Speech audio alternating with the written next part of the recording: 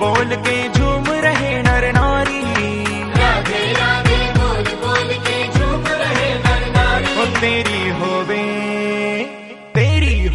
जय जयकार। राधे अलबेले सरकार। ओ तेरी होवे जय जयकार। राधे अलबेले सरकार। ओ राधे अलबेली सरकार। राधे अलबेली सरकार। राधे अलबेले सरकार। राधे अलबेले सरकार। ओ राधे अलबेली सरकार। राधे अलबेली सरकार। कर दो बेड़ा पार। राधे अलबेले सरकार। ओ कर दो बेड़ा पार। राधे अलबेले सरकार। ओ कर दो बेड़ा पार। राधे अलबेली सरकार। राधे अलबेली सरकार। राधे अलबेली सरकार।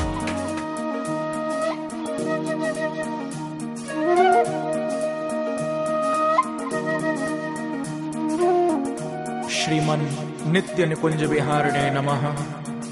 श्री बिहारी बिहारिणी जो जयति। श्री स्वामी हरिदासो विजयते तराम। ब्रजमंडल की जो अधिष्ठात्री देवी हैं वो हमारी श्यामाजू श्री राधा रानी है। जो ब्रजमंडल 84 कोस में फैला हुआ है, जिसमें कि श्री राधा रानी का हृदय स्वरूप हमारा श्रीधाम वृंदावन है।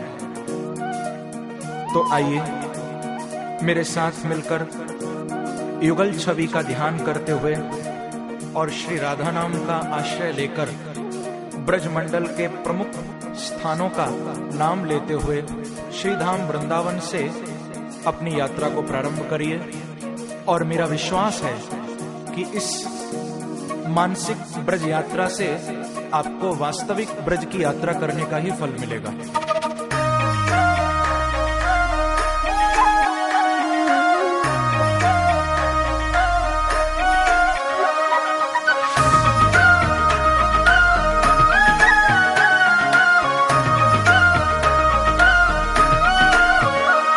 श्री राधे राधे राधे बरसाने वाली राधे।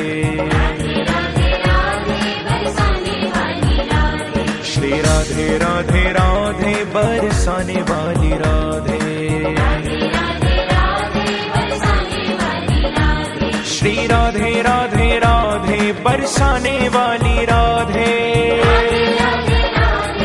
श्री राधे राधे राधे बरसाने वाली राधे। श्री राधे राधे राधे बरसाने वाली राधे। श्री राधे राधे राधे बरसाने वाली राधे। श्री राधे राधे राधे बरसाने वाली राधे।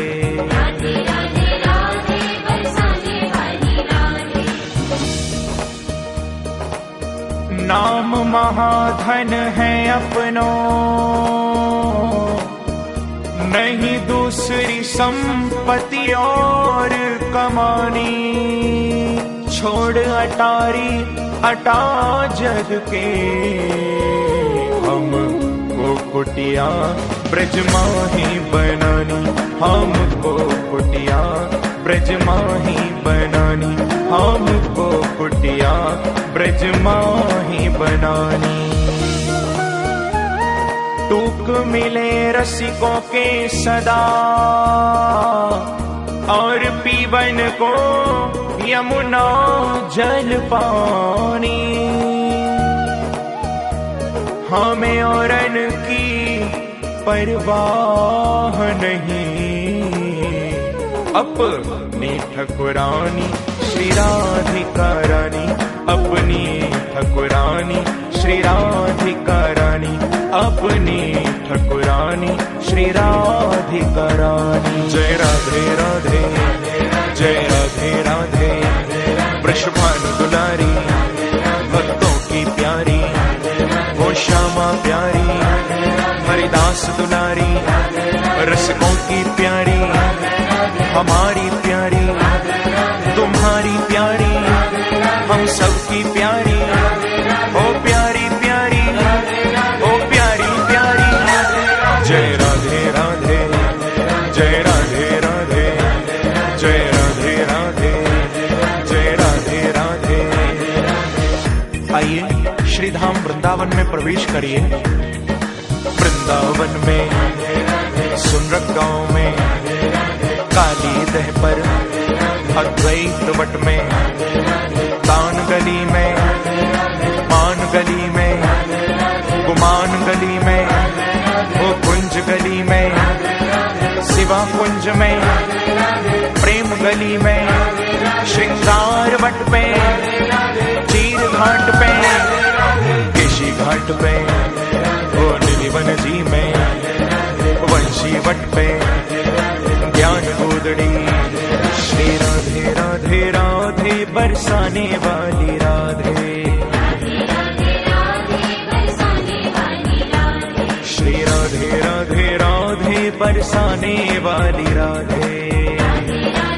दोनों हाथ से ताली की सेवा करते हुए श्री राधे राधे राधे बरसाने वाली राधे,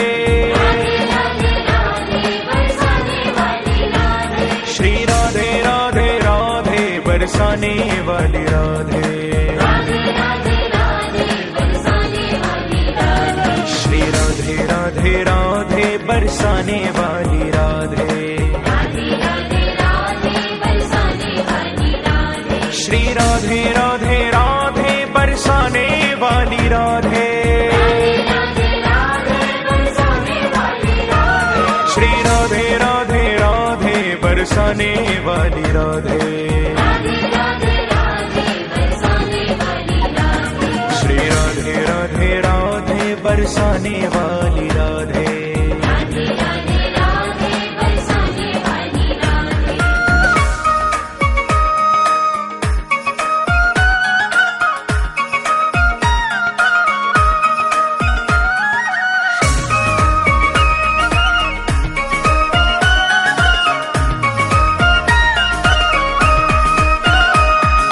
ब्रह्मकुंड पे गोपीश्वर महादेव, श्री बांके बिहारी, स्नेह बिहारी, मदन मोहन जी, गोपीनाथ जी, राधा दामोदर, राधा विनोद जी, साक्षी गोपाल जी, राधा माधव जी, श्री राधा वल्लभ जी, श्री युगल किशोर जी, श्री राधा रमण जी, अष्ट सखी जी, अटल वन में, बिहार वन में, गौचारण वन में, गोपाल वन में, वृंदावन का कण कण बोले श्री राधा राधा,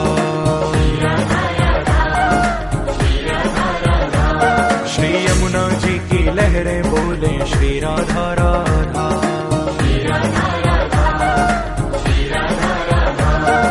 श्री राधा राधा, श्री राधा राधा,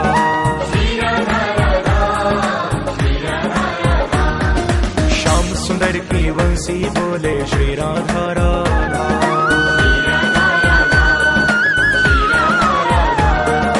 यमुना जी की लहरें बोले श्री राधा राधा। मस्ती में झूमते हुए श्री राधा राधा, श्री राधा राधा, श्री राधा राधा, श्री राधा राधा, श्री राधा राधा,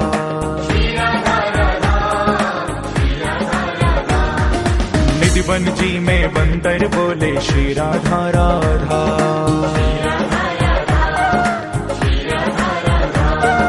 ब्रज की लता पता भी बोले श्री राधा राधा,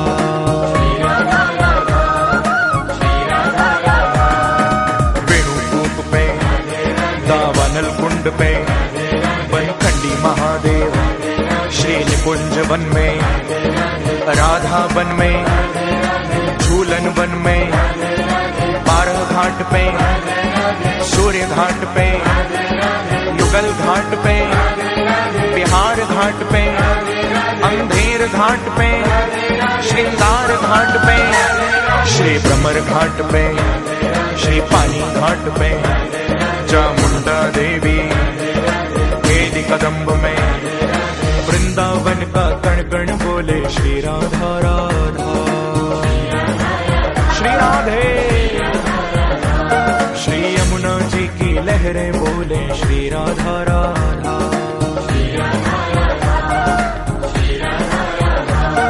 श्री राधा राधा, श्री राधा राधा,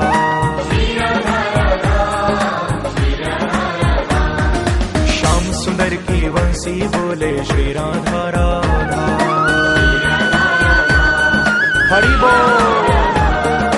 भक्त जनों के मन में गूंजे श्री राधा राधा, श्री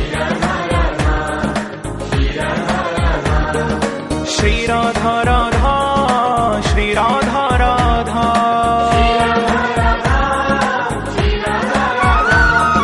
श्री राधा राधा, श्री राधा राधा,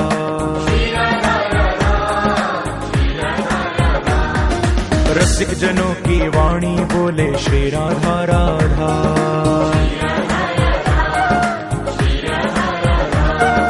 ब्रज की लता पता भी बोले श्री राधा राधा,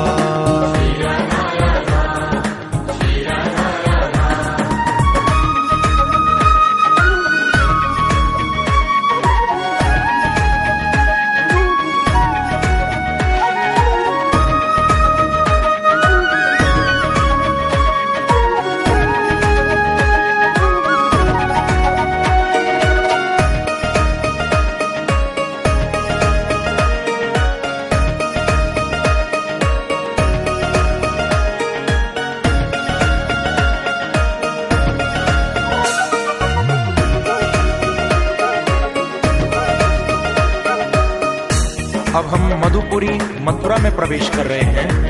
श्री मथुरा जी में श्री जन्मभूमि पे केशव देव जी, श्री द्वारिकाधीश जी, भूतेश्वर पे, विश्राम घाट पे, श्री स्वामी घाट पे, मधुवन जी में, मधुकुंड पे, मधुवन बिहारी, पीपलेश्वर महादेव, अक्रूर भवन में, ऊर्जा कूप में, रंगेश्वर महादेव, ज्ञान वापी में, महाविद्या देवी।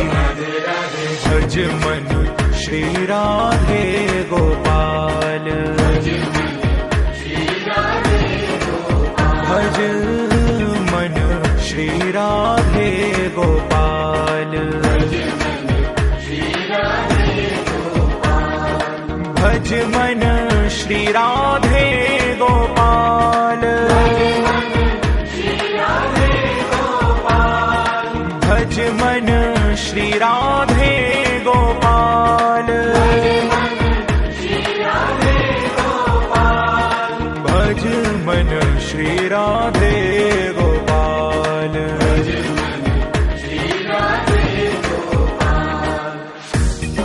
आइए अब मथुरा जी से आगे चलिए। ताल वन में, कुमुद वन में, दतिया जी में, बोराई गांव में, छठी करा में, करुण गोविंद में, गंधेश्वरी देवी, खेचरी गांव में, शांतन कुंड पे, बहुला वन में, शकना गांव में, दोष गांव में, बिहार वन में, बसोती गांव में, राल ग्राम में, माधुरी कुंड पे, मयूर गांव में, छटना गांव में, अड़ीग गांव में। भज मन श्री राधे गोपाल, भज मन श्री राधे गोपाल, भज मन श्री राधे गोपाल, भज मन श्री राधे गोपाल,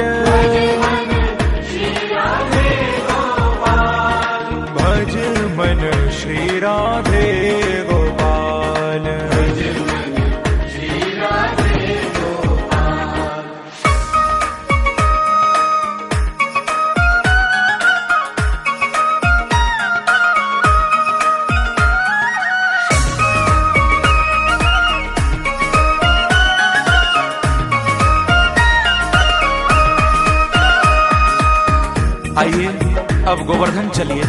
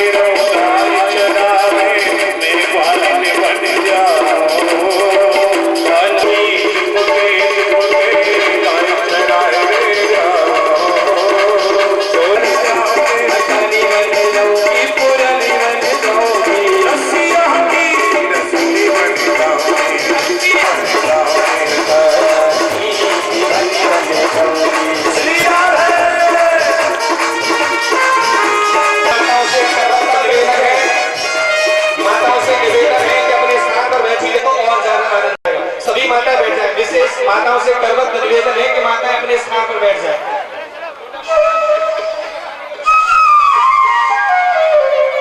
तो भक्ति का रंग है भैया। अच्छा, माताओं से एक प्रश्न मैं करना चाहता हूं, कर सकता हूं? माताओं एक बात बताओ, क्या राधा रानी कृपा करती है? ऐसा सब बताओ, ऐसे काम नहीं चलेगा भैया। क्या राधा रानी कृपा करती है? नहीं करती। कौन कह रहा है? मेरे हिसाब से नहीं करती। क्यों?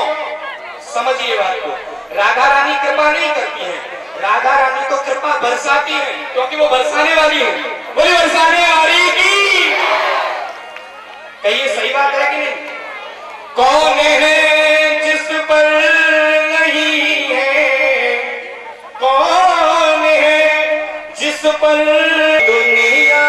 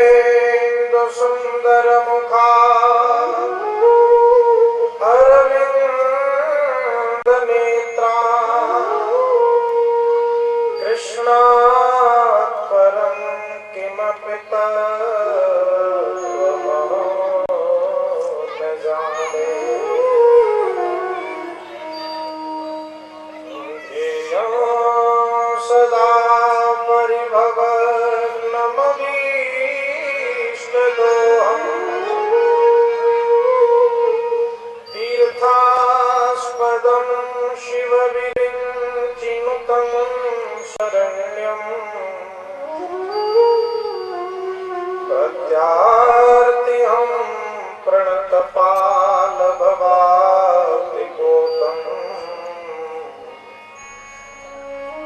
वन्दे महापुरुष ते चरणारविन्दम्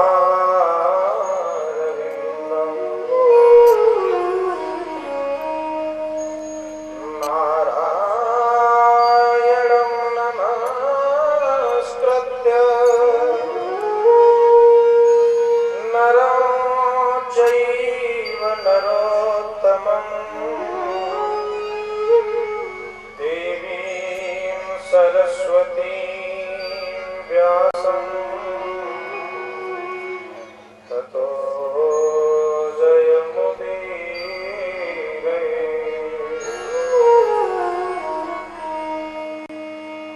भक्त भक्ति भगवंत गुरु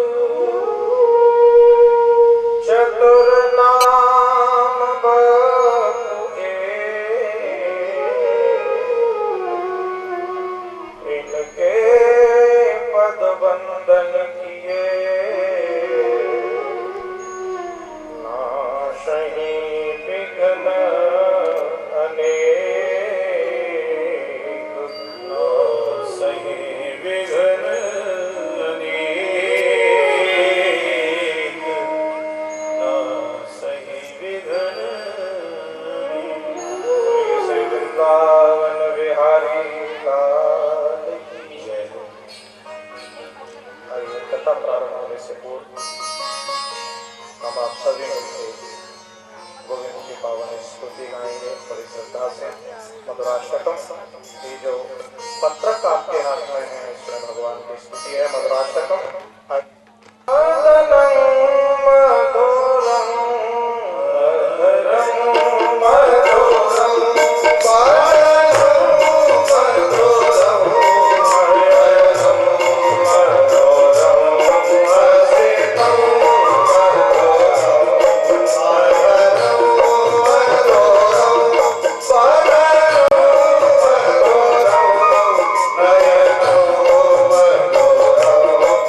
Hare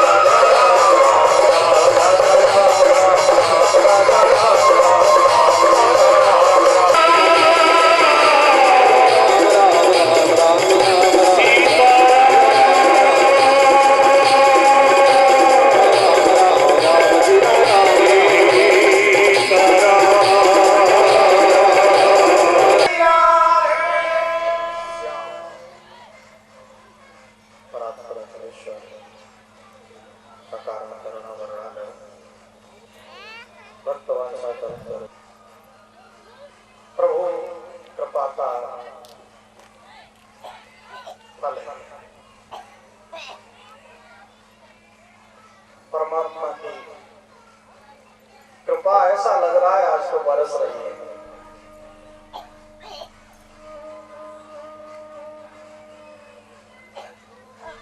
कल से आप लोग देख रहे थे हमारे जो आयोजन समिति के कार्यकर्ता थे, वो सारे कार्यकर्ताओं को बड़ी चिंता हो रही थी कल से कि इंद्रदेव कुछ ज्यादा प्रसन्न हो गए हैं और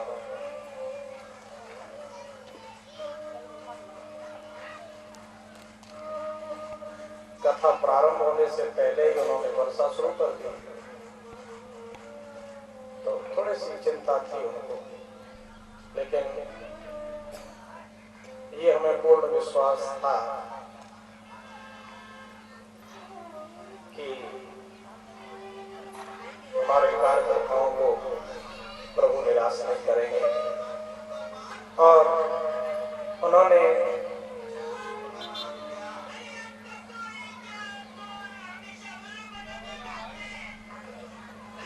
इसका कुछ समाधान ढूंढ लेना, थोड़ा सा दूरदर्शन प्रसारण केंद्र नजदीक होने के कारण ये कैच करता है, तो आज शाम को कोई इसका हल ढूंढ लेना क्या हो सकता है। तो भगवान की बहुत कृपा। वैसे मौसम विभाग कह रहा था कि आज वर्षा होगी, भगवान ने ऐसी कृपा करी तो उनको पता था कि आप इतने उत्साह के साथ इस कलश यात्रा का शुभारंभ करने वाले हैं, इसलिए उन्होंने आज का काम कल कर दिया। जानते थे आपकी इतनी अथाह श्रद्धा है, और कलश यात्रा में तो आप लोग इतने उत्साहित थे, इतने श्रद्धा से आ रहे थे, ऐसा लग रहा था कि आज हमारा आगरा ये राजपुर क्षेत्र से वृंदावन बन गया है। और उसके परिणाम स्वरूप 7 समुद्र पार करके कनाडा से चल करके हमारी इस भारत भूमि के इस आगरा के गुरुकुल के पावन प्रांगण में पहुंचे। तो पहली बात संकल्प, हमारे मन में ऐसा संकल्प तो जागृत हो कि हम ये शुभ कार्य करें। तो दूसरी बात है क्रिया। जब तक प्रभु की कृपा नहीं होगी तब तक सत्संग सुलभ हो ही नहीं सकता। मतलब सत्संग पुरुषार्थ का फल नहीं, सत्संग तो कृपा का फल। अरे कृपा ही तो इसमें प्रधान है। अगर प्रभु की कृपा न हो तो मानव मन में ऐसी इच्छा जागेगी ही नहीं। संकल्प तो तभी उठेगा जब प्रभु की कृपा हो, क्योंकि गुरु प्रेरक रघुवंश विभूषण, हृदय में प्रेरणा देने वाले तो केवल परमात्मा है।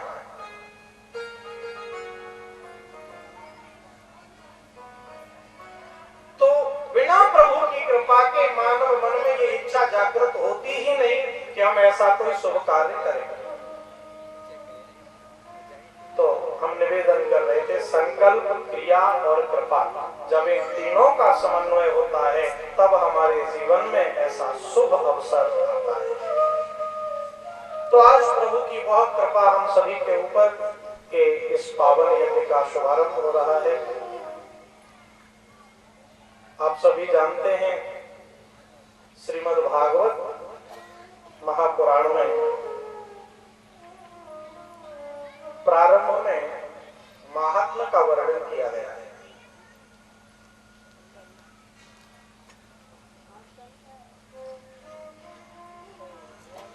भागवत कथा हमारे जीवन में कितनी आवश्यक है। भागवत कथा के सुनने से क्या होता है,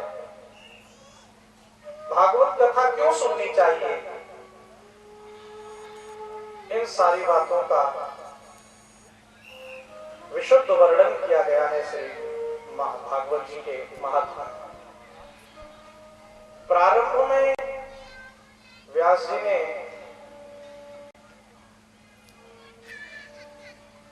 मंगलाचरण किया है।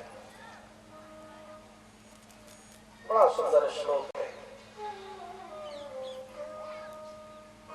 मंगलाचरण का।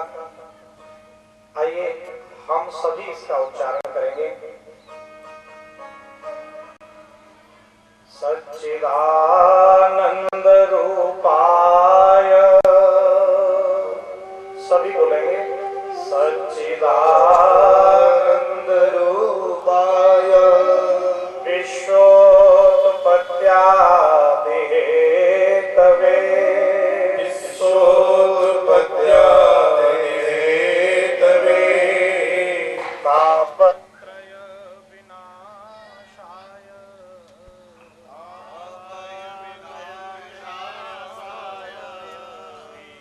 कृष्णाय वयं नमः, श्री कृष्णाय वयं नमः। भागवत जी का प्रारंभ नमन से हो रहा है। एक निवेदन करूं, भगवान को नमन और सुमन बहुत प्रिय है। नमन का अर्थ होता है नमस्कार, और एक नमन का दूसरा अर्थ होता है न मन, मतलब मन है ही नहीं। अब आप सोचेंगे मन है नहीं तो गया कहां? जैसे गोपियों ने कहा ना उद्धव जी से, उद्धव मनन भये 10-20, एक हतो सो गयो श्याम संग, अब को आराध है 20। एक ही तो मन था, वो हमारे पास रहा नहीं, कहाँ है? बोले गयो श्याम संग, वो तो गोविंद के साथ चला गया, हम तो अब अमन हो गई हैं, मन है ही नहीं हमारे पास। तो हम अमन हो जाएं, मानो हमारा मन प्रभु को समर्पित हो जाए। जो अपने मन को प्रभु को समर्पित कर देते हैं, ऐसे लोग प्रभु को बहुत प्रिय हैं। तो नमन और सुमन, सुमन का अर्थ होता है कि पुष्प, और दूसरा सुंदर मन। और सुंदर मन तो वो होता है जो प्रभु की भक्ति में लगा हुआ, छल कपट से रहित हो। तो नमन और सुमन मेरे प्रभु को दोनों बहुत प्रिय हैं, इसलिए भागवत जी का प्रारंभ नमन से है। तो इसमें प्रथम श्लोक में प्रभु का परिचय दिया गया है। अब आप सोचेंगे परिचय क्यों दिया? परिचय इसलिए दिया जा रहा है क्योंकि भगवान की ये कथा हमें यहाँ 7 दिन तक सुननी है। अरे भाई, जिसकी कथा हमें 7 दिन यहाँ बैठ करके 4-4 घंटे सुननी है, पहले उसके बारे में कुछ पता तो चले। वो है कौन, है कैसा? तो प्रथम श्लोक में भगवान का परिचय। और एक निवेदन करें, परिचय कैसे होता है? परिचय 3 प्रकार से होता है। एक तो होता है स्वरूप परिचय, उसका स्वरूप कैसा है। दूसरा होता है क्रिया परिचय, वो करता क्या है। और तीसरा होता है स्वभाव परिचय। आप किसी भी व्यक्ति को मिलते हैं तो उसके बारे में पहले जानना चाहेंगे, वो इसका नाम क्या है, इसका काम क्या है, और इसका स्वभाव कैसा है। तो इस प्रथम श्लोक में भगवान का 3 प्रकार से परिचय दिया गया है। तो भगवान का स्वरूप कैसा है? बोले सच्चिदानंद रूपाय। भगवान का स्वरूप है सत्य चित आनंद स्वरूप है परमात्मा। आप कहते हैं ना सच्चिदानंद, ये सच्चिदानंद क्या है? सत्य, चित्त और आनंद। सत्य जो तीनों कालों में सत्य है, सत्य था, सत्य है और सत्य रहेगा। तीनों कालों में जो त्रिकाला बाधित सत्य है उसको कहते हैं सत्य। और ऐसा सत्य कौन है? परमात्मा श्री कृष्ण। तो दूसरी बात है चित्त की। चित्त माने होता है प्रकाश, जो अपने प्रकाश से जगत को प्रकाशित करता है, जिसको किसी से प्रकाश लेने की कोई आवश्यकता नहीं पड़ती, उसको हम कहते हैं चित्त। और ऐसा चित्त कौन है? स्वयं परमात्मा श्री कृष्ण। वो अपने प्रकाश से जगत को प्रकाशित करते हैं। तो सत्य भी श्री कृष्ण, चित्त भी श्री कृष्ण, और तीसरी बात है आनंद की। तो आनंद भी परमात्मा श्री कृष्ण। आनंद का सागर है प्रभु। गोस्वामी जी ने तो श्री राम जी का परिचय देते हुए कहा, प्रभु कैसे हैं?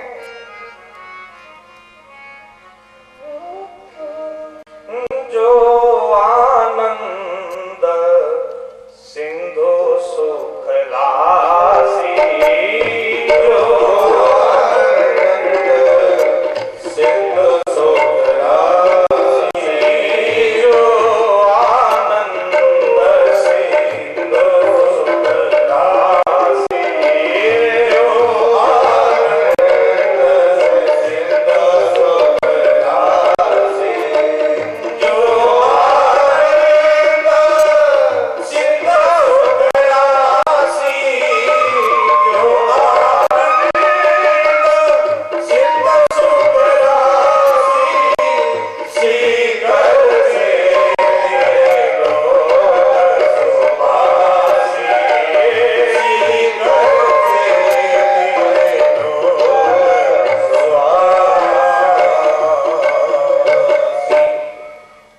आनंद सिंधु सुख राशि,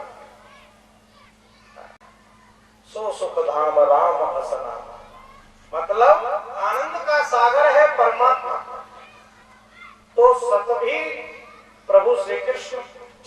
परमात्मा श्री कृष्ण और आनंद भी परमात्मा श्री कृष्ण। इन तीनों को मिला के हम कहते हैं सच्चिदानंद। तो भगवान का स्वरूप कैसा? बोले सच्चिदानंद स्वरूप है परमात्मा। बोलिए सच्चिदानंद भगवान की। तो ये हुआ प्रभु का स्वरूप परिचय। कैसे है भगवान? बोले सच्चिदानंद ने दिया। सास ने कुछ नहीं बोला तो बहू ने पूछा, माताजी भोजन कैसा बना है? सास जी आ गए गुस्से में, ये कोई भोजन है? इसको भोजन कहते हैं? ये दाल देखना कितना नमक है भगवान, और थाली खाई फेंकी धाम से, जब नहीं खाती। बहुत बेचारी गलती हो गई, चलो कोई बात नहीं है, आज नमक ज्यादा है, कल ठीक से बनाओ। अब दूसरा दिन आया, बहू ने बड़ा सावधानी से भोजन बनाया और बड़ी सावधानी पूर्वक भोजन बना के सासू मां को परोसा और हाथ जोड़ के खड़ी हो गई सामने कि सास कुछ बोले। अब सास भोजन कर रही है, थोड़ी देर में नहीं बोली तो फिर पूछा बहू ने, माताजी आज भोजन कैसा बना है? सास बोली, देख हाँ आज भोजन बना है, आज दाल भी ठीक, सब्जी भी ठीक, नमक बिल्कुल परफेक्ट, पर क्या हुआ?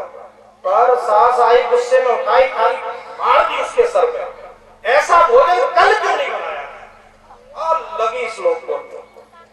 अब पूछिए, हे भगवान कल तो इसलिए फेंक दिया था कि भोजन ठीक नहीं था, आज तो भोजन ठीक, आज तो खा ली, आज तो फेंक रही है। तो इसको कहते हैं स्वभाव। एक निवेदन करूं, दुख दो प्रकार से आता है हमारे जीवन में, एक तो अभाव से और एक स्वभाव से। अभाव का जो दुख होता है वो तब तक रहता है हमारे जीवन में जब तक अभाव है। मानो पेट में भूख लग रही है तो ये भूख का दुख कब तक रहेगा? जब तक भोजन न मिले, और भोजन मिलने के बाद तो वो दुख नहीं रहेगा, भूख समाप्त हो गई। मतलब अभाव का दुख, जिस वस्तु का अभाव है उस अभाव को मिटते ही चला जाता है, लेकिन स्वभाव का जो दुख है वो बड़ा खतरनाक है। स्वभाव का दुख तो तभी जाएगा जब स्वभाव बदले, और स्वभाव का बदलना बड़ा ही कठिन होता है। तो स्वभाव परिचय, प्रभु का स्वभाव परिचय है। भगवान का स्वभाव कैसा है? बोले तापत्रय विनाशाय। प्रभु तीनों प्रकार के तापों को विनष्ट कर देते हैं। भगवान का स्वभाव ही ऐसा है, अगर कोई रोता रोता जाएगा प्रभु के दरबार में, उधर से हंसता हंसता आएगा। तीनों तीनों प्रकार के तापों को प्रभु विनष्ट कर देते हैं, आध्यात्मिक, आदिदैविक, आदि भौतिक। तापत्रय विनाशाय श्री कृष्णाय वयं नमः। ऐसे परमात्मा श्री कृष्ण को हम नमस्कार करते हैं। श्री कृष्ण मतलब श्री सहित कृष्ण को, अकेले कृष्ण को नहीं। और श्री माने श्री राधा रानी, राधा सहित कृष्ण का वंदन किया गया है, नमन किया गया है इस प्रथम श्लोक में इस मंगलाचरण के द्वारा। बोलिए सच्चिदानंद भगवान की। अब आपको निवेदन करें, हमारे यहाँ एक पावन तीर्थ है नैमिषारण्य तीर्थ। इस नैमिषारण्य तीर्थ में शौनक आदि 88,000 महात्मा विराजमान है। और वो शौनक आदि 88,000 महात्मा जन कल्याणार्थ चर्चा कर रहे हैं आपस में किस घोर कलिकाल में लोग आसुरी भाव को प्राप्त होने जा रहे हैं। हमें ऐसा क्या करना चाहिए जिससे लोगों की अशांति, लोगों का दुख, लोगों का कष्ट ये दूर हो और लोगों को एक परम शांति की प्राप्ति हो और भगवत कृपा को प्राप्त करते हुए आध्यात्मिक मार्ग पर आगे बढ़ते रहें। ऐसा हमें क्या करना, जिस प्रकार की चर्चा चल रही है उसी समय उस सभा में परम आदरणीय श्री सूत जी महाराज का आगमन होता है। शौनक आदि 88,000 ऋषियों ने सूत जी को प्रणाम किया, वंदन किया और एक सुंदर आसन पर शौनक आदि 88,000 ऋषियों ने श्री सूत जी महाराज को विराजमान किया। निवेदन करते हैं, महाराज आप बड़े शुभ अवसर पर पधारे हैं। आप तो करोड़ों सूर्यों के समान है, अज्ञानध्वांत विध्वंस कोटि सूर्य समप्रभ, कोटि सूर्य समप्रभ। आप तो करोड़ों सूर्यों के समान है महाराज। आप कृपा करके हमें कोई ऐसी कथा सुनाए जो हमारे कानों को आनंद प्रदान करने वाली, जिससे जीवों का कल्याण हो, भावित ना कर सके, ऐसी पावन कथा सुनाए। श्री सूत जी महाराज शौनक आदि 88,000 ऋषियों का ये प्रश्न सुनकर के बड़े प्रसन्न हुए। मुस्कुराते हुए कहते हैं, ऋषियों होगा, मैं तुम्हें वह पावन कथा सुनाता हूं जो कथा देव दुर्लभ है और अमृत से भी महंगी है। मतलब सूत जी कहते हैं, ऋषियों इस कथा को भगवती गंगा के किनारे पर परम आदरणीय श्री सुखदेव जी महाराज राजा परीक्षित को सुनाने के लिए उपस्थित हुए। उसी समय का प्रसंग है। देवता लेकर के सुखदेव जी के समक्ष उपस्थित हुए।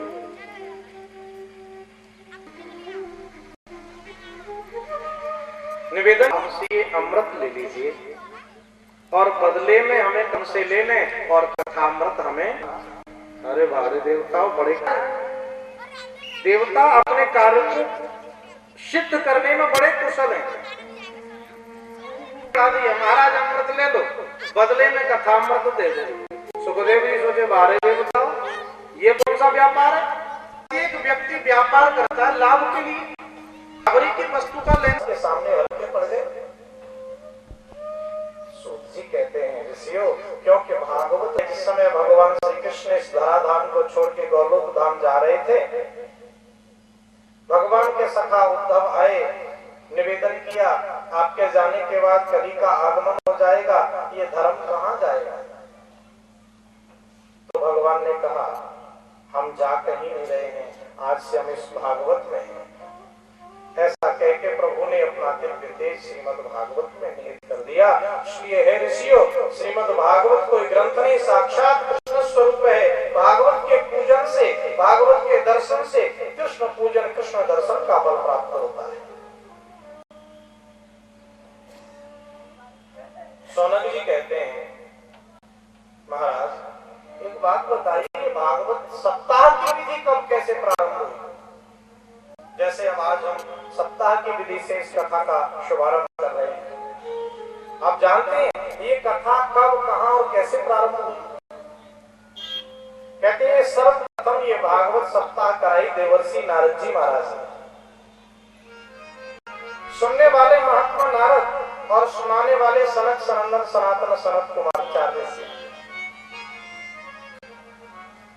सौनक जी ने निवेदन किया, महाराज प्रश्न ये उठता है कि नारद जी तो 2 घड़ी से ज्यादा कहीं ठहरते नहीं है, और सुनाने वाले जो महात्मा है वो बहुत ज्यादा घूमते फिरते नहीं है, भाई ये कथा कैसे? तो निवेदन करते हैं ऋषियों, इसमें मैं एक तुम्हें भक्तिपूर्ण इतिहास सुनाता हूँ। एक बार का प्रसंग है, देवर्षि नारद जी महाराज बदर का आश्रम में पहुंचे हुए हैं,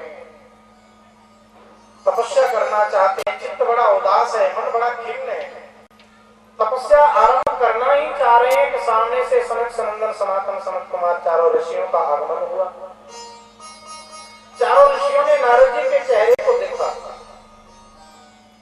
व्यक्ति का चेहरा होता है ना जी, वो अंदर के सारे भाव प्रकट करता है। आप अंदर से कितने प्रसन्न हैं, कितने परेशान हैं, चेहरे से स्पष्ट रूप से दिखता है। नारद जी का चेहरा देखा, चारों ऋषियों ने प्रश्न कर दिया, क्या बात है नारद जी, आज आपके चेहरे पर इतनी उदासी क्यों, क्या हो गया? तो नारद जी महाराज अपनी कथा सुना रहे हैं।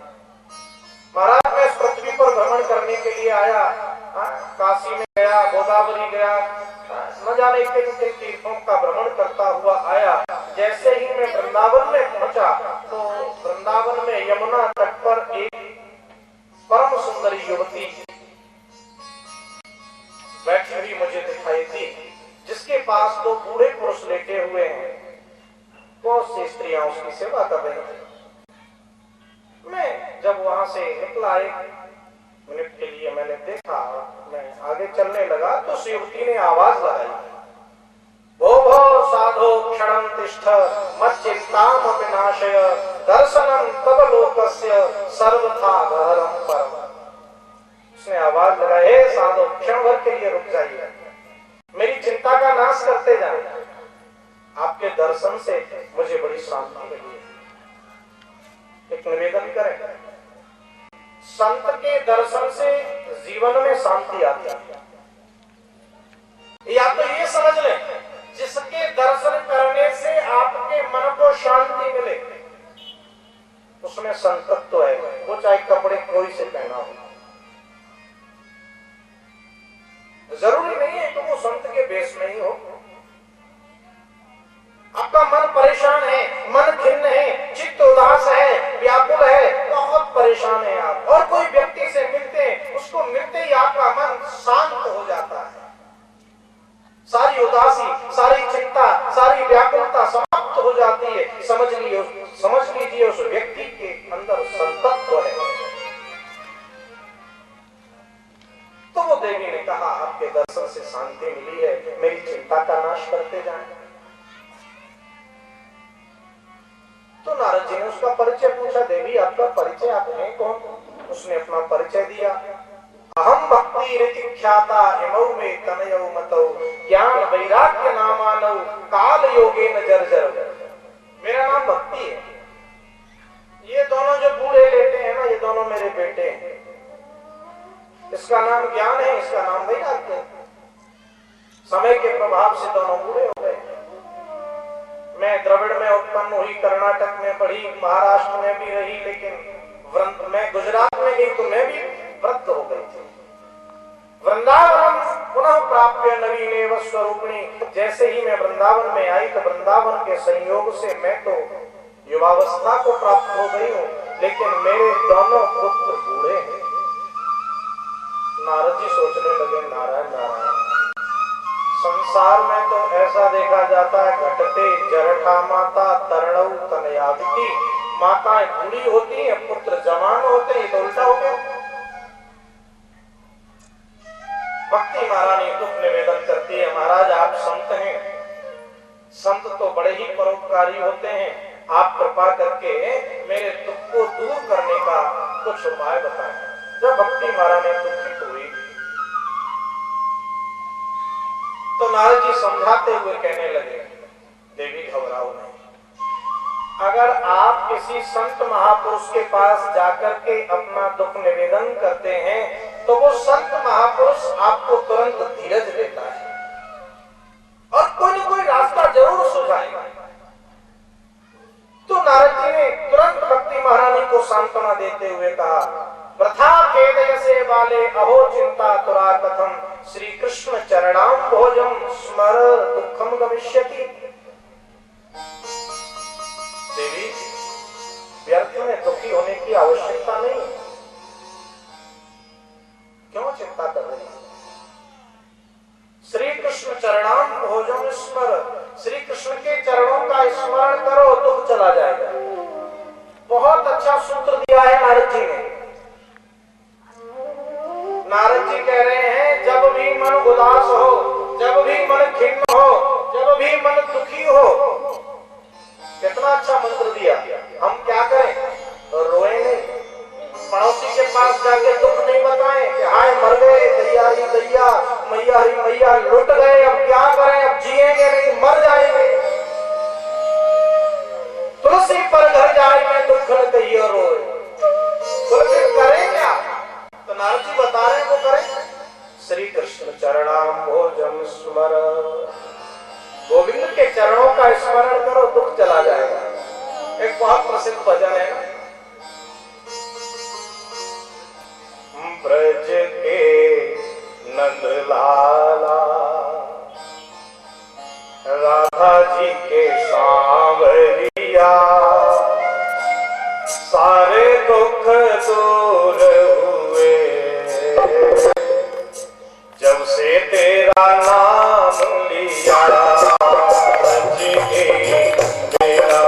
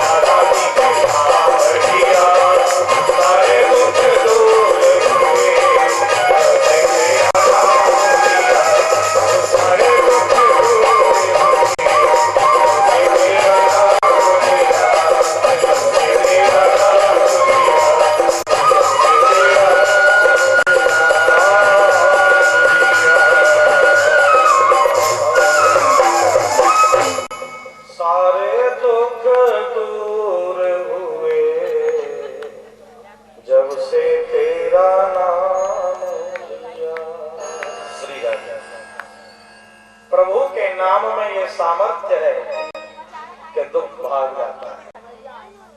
तो जब दुख आए हम परेशान न हो, हम व्याकुल न हो, हम गोविंद के नाम का स्मरण करें, दुख चला जाएगा। बोलो वृंदावन बिहारी लाल की जय। तो नारद जी ने बहुत सुंदर सूत्र दिया, जब भी दुख आए हमें प्रभु का स्मरण करना चाहिए। और नारद जी महाराज भक्ति महारानी को सांत्वना देते हुए प्रतिज्ञा कर लेते हैं, अगर मैं तुम्हारे पुत्रों को युवावस्था न दिला सका, घर घर में तुम्हारा प्रचार न कर सका, तो मैं नारायण का दास नहीं कहलाऊंगा। फिर तो नारद जी ने वेद पाठ सुनाया, उपनिषद पाठ सुनाए। जैसे ही वेद पाठ शुरू किया तो वेद पाठ सुनने से ज्ञान वैराग्य की नींद खुल तो गई। नारद जी ने सोचा जाग गए, पाठ बंद कर दिया, दोनों फिर सो गए। नारद जी ने सोचा फिर सो गए, फिर सुनाऊं, फिर पाठ सुनाया, फिर जाग गए, सोचा जाग गए बंद कर दो, जैसे ही पाठ बंद किया फिर सो गए। अब तो हालत ये, नारद वेद पढ़े तो ज्ञान वैराग्य जगे, पढ़ना बंद कर दे फिर सो जाए। नारद जी सोचने लगे, नारायण नारायण, हम यहाँ पाठ ही सुनाते रहेंगे, हम तो 2 घड़ी से ज्यादा कहीं ठहरते नहीं। नारद को संबोधित करके नारद के हृदय आकाश में एक शब्द आया, आकाशवाणी हुई, खिन्न होने की आवश्यकता नहीं है नारद, इसके लिए तुम कोई सत्कर्म करो। और वो सत्कर्म क्या है वो तुम्हें कोई महात्मा बताएंगे। जब आकाशवाणी ऐसे सुनी, नारद जी महाराज संतों से पूछने लगे कौन सा सत्कर्म है वो जिससे भक्ति महारानी का दुख दूर होगा। कोई भी संत कुछ बता नहीं पाया। नारद जी बद्रिकाश्रम पहुंचे, बोले अब तपस्या के द्वारा मैं ये पता करूंगा कि वो कौन सा सत्कर्म है जिसके लिए आकाशवाणी ने कहा है। तो नारद जी सनत कुमारों से कहते हैं, महाराज आप बड़े शुभ अवसर पर पधारे हैं, मैं तो तपस्या करना चाह रहा था, अब आप पधार गए तो आप ही कृपा करके बताएं वो सत्कर्म क्या है जिसके लिए आकाशवाणी ने कहा। सनत कुमार जी बोले बस इतनी सी बात, इसके लिए आप इतने परेशान हो रहे हैं। सत्कर्म का अर्थ है सत्कर्म सूचको नूनम ज्ञान यज्ञ स्मृतो बुधई श्रीमद्भागवतालाप सत्गीतः शुकादि। सत्कर्म का अर्थ विद्वानों ने ज्ञान यज्ञ किया है, और ज्ञान यज्ञ कुछ और नहीं, ये श्रीमद् भागवत जी की कथा है। नारद जी आप भागवत कथा करो, इस भागवत कथा के द्वारा तुम्हारे सारे मनोरथ सिद्ध हो जाएंगे, भक्ति महारानी का घर घर में प्रचार होगा, ज्ञान वैराग्य को युवावस्था मिलेगी। नारद जी बोले महाराज एक बात बताओ, वेद पाठ सुना दिया मैंने, उससे तो कुछ हुआ नहीं, इस भागवत कथा से क्या होगा? अरे वेद आदि का जो सार है वही तो भागवत है। सनत कुमार जी बोले नारद जी बिल्कुल ठीक कह रहे हैं आप, वेद रूपी कल्प वृक्ष का परिपक्व फल है श्रीमद् भागवत महापुराण। नारद जी बोले तो जब वेद सुनाने से नहीं हुआ तो इस फल से क्या होगा? सनत कुमार कहते हैं नारद जी देखो, आम का जो वृक्ष है उसमें जड़ से लेकर पत्ते तक रस भरा रहता है, लेकिन आम के पके हुए फल में जो स्वाद है वो कोई सोचे कि हम आम की जड़ को खा करके ले लें तो क्या आम खाने का फल मिलेगा, उसे आम खाने का स्वाद मिलेगा?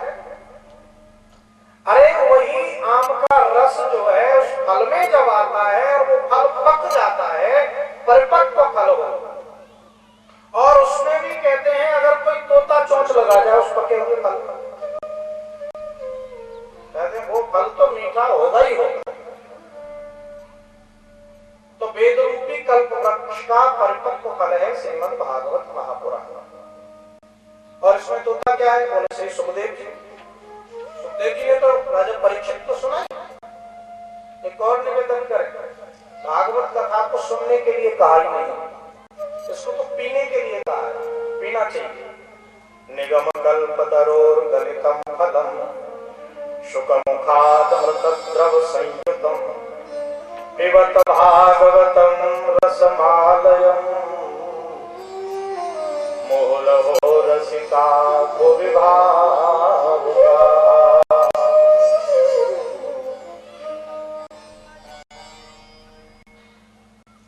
अच्छा, पीने के लिए क्यों कहा?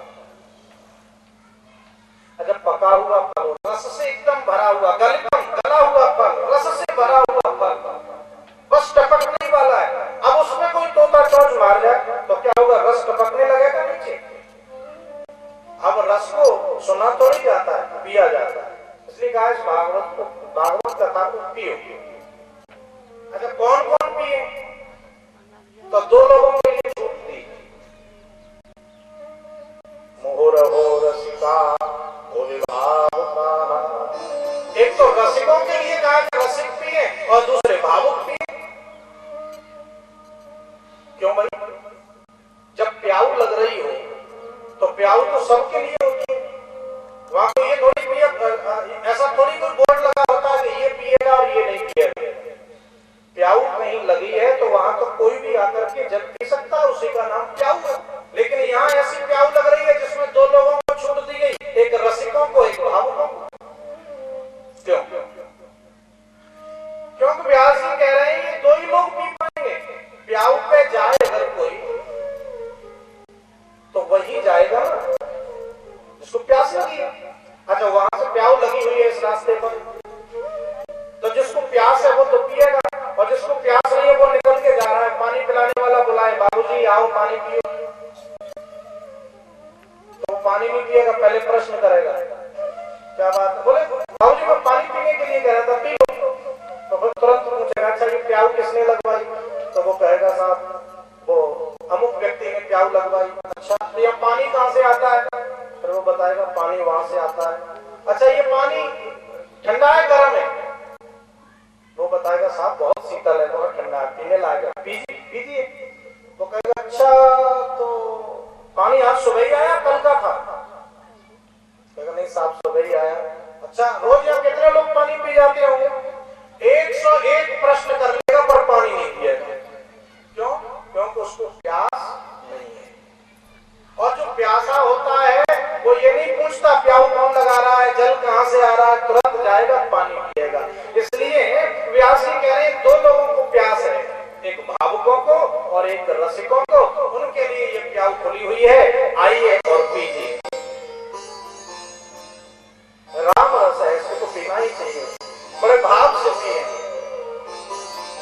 कोई पीबे रे प्याला राम रस का, कोई पीबे रे प्याला राम रस का,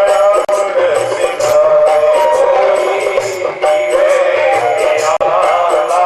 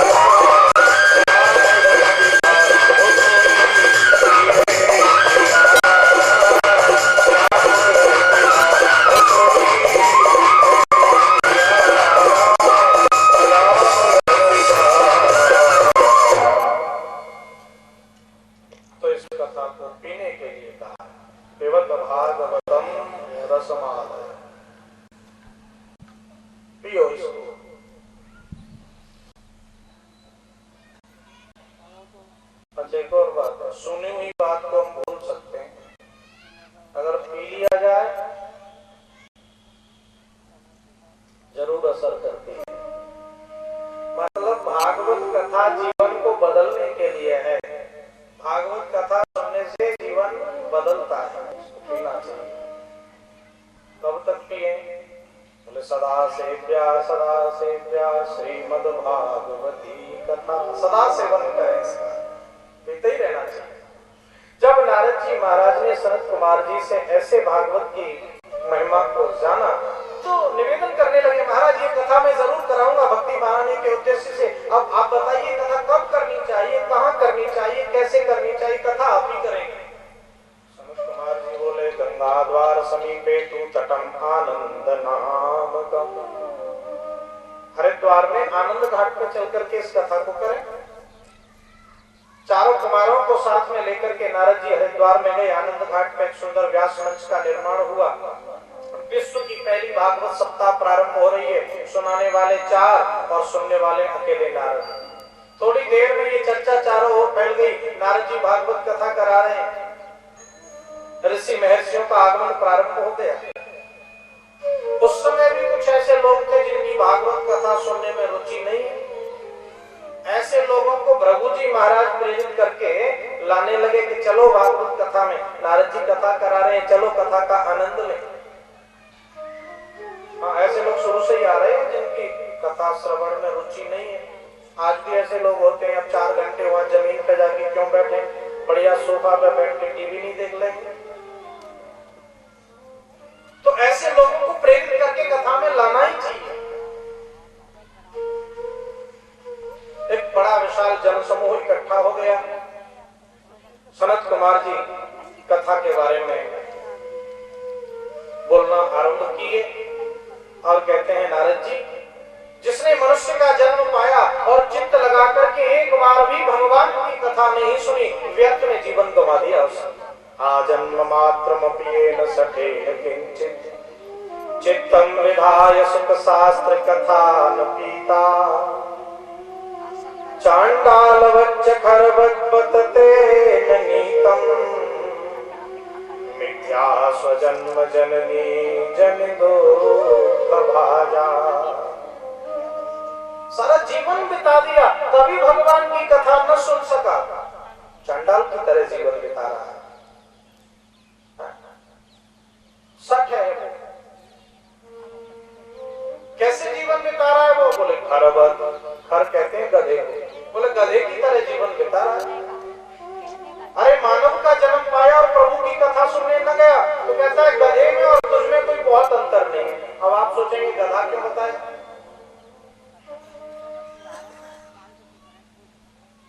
गधा का काम क्या है? जीवन भर बोझा ढोता है। जो जैसा बोझा लाद दे बेचारा ढोता रहता है। एक और बात, गधा सारी जिंदगी बोझा ढोता है लेकिन कभी बेचारे को कोई पुरस्कार नहीं मिलता कि भाई तूने बहुत अच्छा काम किया, चल तुझे आज हम सम्मानित करते हैं। किसी भी सभा में आपने गधे को सम्मान पाते हुए नहीं देखा होगा। तो उस गधे में और उस मनुष्य में जो जीवन भर संसार का बोझा तो ढोया लेकिन भगवान की कथा नहीं सुनी। अच्छा, प्रभु की कथा न सुने, भगवान की भक्ति में न लगे और जिंदगी भर संसार का बोझा ढोते रहे। पहले तो अपना बोझा ढोया। कुछ लोग तो बहुत अच्छे होते हैं, अपनी गृहस्थी से बिल्कुल फ्री हो गए, उसके बाद अभी बच्चों का देखना ही पड़ता है ना जी। अब बच्चों के जो बच्चे हैं वो तो बिना हमारे सोते ही नहीं। अगर दादा दादी न हो तो उनको तो भोजन ही अच्छा न लगे। तो ये क्या है? ये संसार का बोझ ही तो ढो रहे हैं। मैं उसके लिए मना नहीं कर रहा, करना ही चाहिए, लेकिन भगवान की कथा जरूर सुननी चाहिए।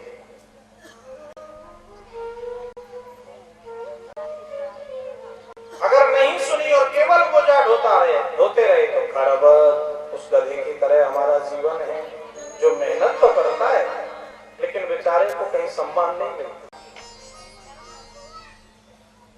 मिथ्या स्वजन्म जननी जनि दुख भाजा। कहते हैं ऐसे व्यक्ति ने तो अपनी माँ को भी व्यर्थ में कष्ट दिया। माँ को भी माँ होने का सौभाग्य नहीं मिल पाया। क्यों? क्योंकि तुलसी जी कहते हैं वास्तव में माँ तो वो कहलाती है साईं जी ने कहा है, पुत्रवती जुवती जग सो